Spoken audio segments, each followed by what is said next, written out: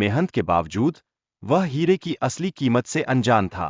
यह एक महत्वपूर्ण सीख है जो दर्शाता है कि ज्ञान का अभाव किस प्रकार हमारे सामने आने वाले सपनों और अवसरों को छिपा सकता है।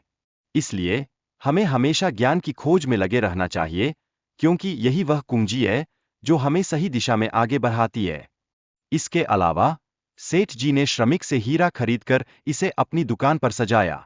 यह कहानी हमें यह सिखाती है कि कैसे सामान्य लोग भी अज्ञात धन के मालिक बन सकते हैं।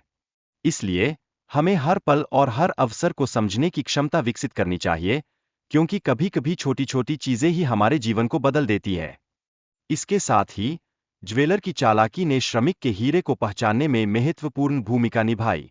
यह हमें यह सिखाता है कि सही समय पर सही व्यक्ति के संग होने से किस तरह लाभ उठाया जा सकता है। नेटवर्किंग और सही लोगों के साथ संबंध बनाना हमारे करियर में बड़ा फर्क डाल सकता है। इस सब से हमें एक महत्वपूर्ण पाठ सीखने को मिलता है। हमें केवल तब कंजूस होना चाहिए जहां यह आवश्यक हो, क्योंकि हर जगह कंजूस होने से हम अच्छे अवसरों को गंवा सकते हैं। जीवन में अवसर कभी कभी एक बार ही आते हैं, इसलिए हमें उन्हें पहचानने और अपनाने की क्षमता विकसित करनी चाहिए।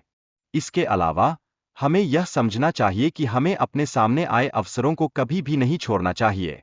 कई बार हम अपनी प्रतिभा पर गर्व करते हैं, लेकिन इसका मतलब यह नहीं है कि हमें अवसरों को अनदेखा करना चाहिए। इसलिए हमें हर मौके पर खुद को साबित करना चाहिए और संकोच नहीं करना चाहिए। अंत में हमें यह भी याद रखना चाहिए कि हमें काम को कल पर कभी नहीं छोड़ना चाहिए। सही समय कभी नहीं आता, इसलिए हमें जो करना है वही अभी करना चाहिए।